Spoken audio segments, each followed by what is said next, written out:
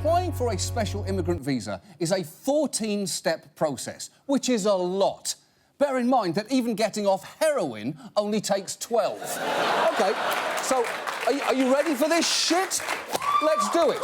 Because first, you've got your DS-157 form. This contains all your basic information. It also needs to come with a verification of employment letter from an HR director, as well as a letter of recommendation from a direct supervisor. Now, if you can't find your former supervisor, which is entirely possible, don't worry. You just need a DS-158 supervisor locator form, although that will only work if your supervisor was directly employed by the military. If they were a contractor, which they probably were, you're shit out of luck. You will also need to submit a proof of nationality form and a copy of your employee badge, because no one has ever lost one of those. And once you've filled all of this in, you simply submit it for approval and then wait for anything between a few months and a few years. And if you're approved, then congratulations, because you are at the petition stage. For this, you are going to need your I-360 form, which is basically the DS-157 form all over again. Oh, and remember to bring that to your interview at the US Embassy, although in Afghanistan, funny story, they're not scheduling those at the moment, partly because the system's so backed up, and partly because this whole programme is set to expire at the end of the year for no fucking reason whatsoever. At this stage, you, as a translator, may feel a little like this. Give up, tune in and slam the door. But don't, because there is light at the end of the tunnel. Well, not light so much as the DS-260 form. And this little beauty contains such questions as, are you coming to the US to practice polygamy? To which I'm guessing your answer is, to be honest, my main plan was to not get killed by the Taliban.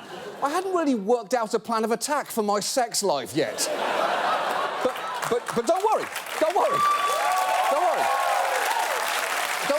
because after all this paperwork, plus, of course, a visa interview, a medical examination, security clearance, and paying out of pocket for passports, vaccinations, and your own plane tickets, you get to come to America. Or, as one translator discovered, not. I'm approved from the SIV, got the passport, and everything is done. After that, they just give me this card. You will be not re-interviewed. You will be received in several months your visa. And this is 9 months ago, so what's the problem? They denied my visa. What the fuck? By now, the ghost of Franz Kafka is thinking, don't you dare call this Kafkaesque. I don't want my name anywhere near this shit. Because compared to this, waking up as a cockroach is normal. Let me show you just one more case. Mohammed, an Afghani translator who started his application in September 2010 and finally made it to America 3 years and 4 months later. So at least he's here. There is that. But this was the atmosphere in which he had to do that waiting. The people who they tried to hurt me, first they killed my dad. And at the next step, they tried to kill my brothers. They took my little brother, which I love him more than everyone. Once they took him and they told me to pay almost $35,000. That's right. They kidnapped his 3-year-old brother and he spent his entire life savings to get him back. And at that point, it was already 2.5 years into his application process. And having gone through all that, when Mohammed finally got his visa, a clerical error resulted in his name being officially changed to FNU Mohammed, which is an acronym for First Name Unknown, meaning that on official documents, to all intents and purposes, his name is now Fanu. And Fanu is for not a for-nucking for name.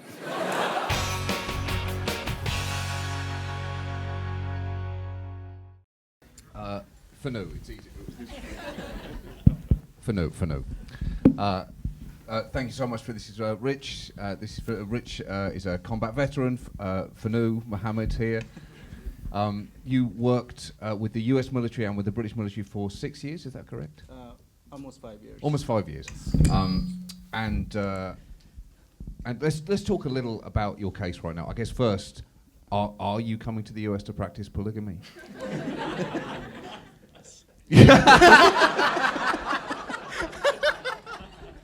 It's the dream. It's the American dream. Let's first talk about your case at the moment, because you're here after navigating that bureaucratic nightmare. But, you know, you have a visa, you have a passport, you have a your family is not here, and that is talk a little about their situation. My family is still hiding because of me. While I was working with Coalition Forces, I started working in 2009, and since that time, nothing is going well for me and my family. I lost my dad, and I was almost very close to lose my little brother too. They cannot go to school, they cannot go to work. All they do is just hiding their home. Yeah, and I can't stress enough the extent to which this is not an isolated story. It's not just there are hundreds of versions of you, there are thousands of people like you who are either stuck in Iraq or Afghanistan or whose families are stuck and are struggling to get here. Rich, talk a little about just how important translators like Mohammed are to you when you are deployed overseas. Sure, John. Well, for an example, when I got to Iraq in 2008, I had more guns than I knew words in Arabic. I knew Ogaf and Imshi, that was it. And I carried 3 guns when I went on patrol. And so really to do the mission, which is to conduct counterinsurgency operations, support and stability operations, you have to talk to the people. And you can't do that when all I have is guns. When I had to communicate something as an infantryman, as a lance corporal, I did that by pointing my weapon. You talk to any veteran and they will not only have had an experience with a translator who was vital to them, but they often will have a situation where their Facebook feed has been blown up by their translator they work with saying, please help me. And that is a lot for our veterans to carry as well. Aside from the fact it's the right thing to do, it is even more to ask of US veterans. It takes somebody like Adrian, it takes veterans to sponsor these individuals, our friends, our allies to get here. Without veterans helping, without them leading, without them changing things in this particular area, advocating for more SIVs and to extend the program. Without that, nobody would be here because nobody is taking on this issue as vigorously as veterans are, working together with groups like the Iraqi Refugee Assistance Project, the LIST Project, and like No One Left Behind. Right, but any success is going to be despite the system, not because of it.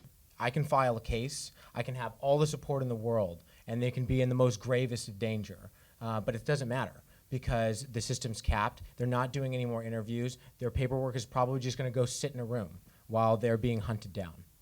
Now, Mohammed, so you when you first got here, Adrian, you're Marine, you're Marine, like it's a pet. it's my little Marine. It's truer than you know. Isn't he nice? It's truer than you know. So he was very helpful, wasn't he, in terms of helping integrate you into a life here? Correct. If Adrian wouldn't help me, I would have still made it here to the U.S. That's one of the things. And the second thing, since I got here, he's helping me a lot. He set me up. The first week when I got here, I got my job. Yeah, where did you get that job, though, Mohammed? Actually, I went to a Super Bowl party with one Adrian's friend, and the company owner came sit with me and started talking to me about my situation. And then when he heard all my story, he's like, "Come work with me." And I'm like, maybe I misunderstand, like I heard it's not easy to get a job in the state, but when I came back home, I even told Adrian, he's like, no, mistranslation, let me call him. So much faith. Yeah. He called his other friend, he's like, is it real that he got a job? He's like, yeah, he got offered a job. So we went into the office again and talked to the owner. He's like, yeah, come work with me. So that was one of the things that I was hoping as soon as I get to the state, I want to work. So, like, work as a civilian, live, also, everything in the situation, since I got here, everything has been going very good for me because of Adrian.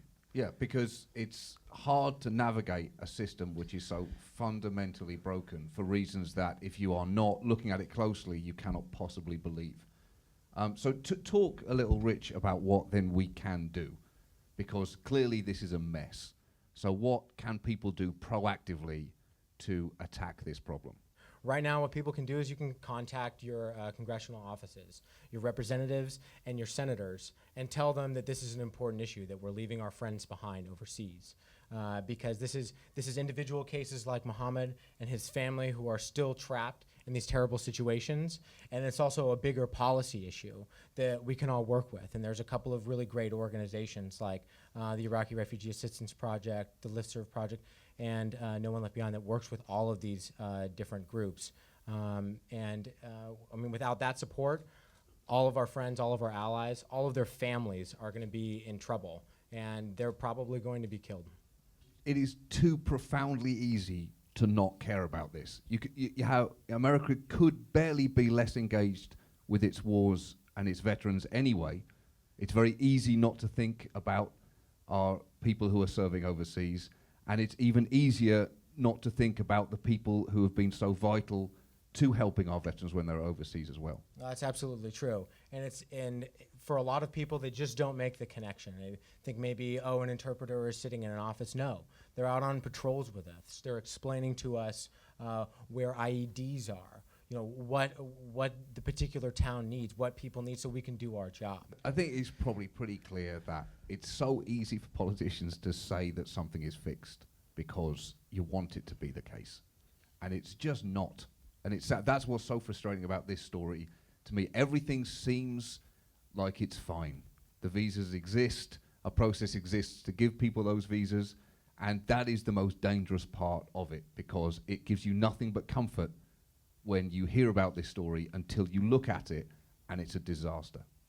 That's true. And, you know, John, I think it reminds me of the fact that every time we leave, you've been to Afghanistan before, you left, the wire.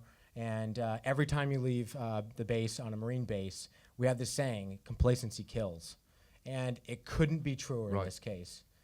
The more that we just sit back and assume that everything's fine, that Muhammad's family is going to be safe without going out and talking to our representatives and saying, this is not fixed. We need to do this now. We need to help. Without the leadership of veterans trying to give our friends a voice again, like they did for us, they're going to be killed. Yeah, we have to do it, even though it's possible not to do it. That's the problem. It is easy not to do it, but we have to, partly because we owe it. We owe it to the Mohammeds of the world, and partly because you want Mohammed here. Look, there's no, what is not wantable about Mohammed? He got a job at a totally fucking agree. Super Bowl party. That's a more American thing than any American in this room has ever done. What's your first meal? It was a hamburger. Of course it was a hamburger. Of course it was a hamburger. I can't thank you enough for being here, both of you. And Mohammed, I can't thank you enough for everything you've done for our troops and for the country. Oh, thank you so much. I want to say thank you to all the veterans and all the Marines and coalition forces. They came into our country, they helped our country, they rebuilt our country. One of my friends just got killed 2 days ago. He was secretary for the governor, but he was a translator also. There's thousands of other Afghans. They know one day something is gonna happen to them, and all of them is escaping the country because of what the situation is right now. They risk their life for the coalition forces. They were trying to save their guests in their country because they knew that the guest that we had in Afghanistan was there for a reason to help to rebuild our country. So I want to say thank you to everyone, all the American troops. And thank you so much also for mentioning this process. No, but the point is that your friend was killed 2 days ago in a classroom in Kandahar. Correct. So I guess those are the two things like to take away from this. One, this is a completely fixable problem. And two, it is not going to be okay unless we force it. And that's it. Mohammed, thank you so much. Rich Weir, ladies and gentlemen, and Fanu Mohammed. Fanu. Thank you so much.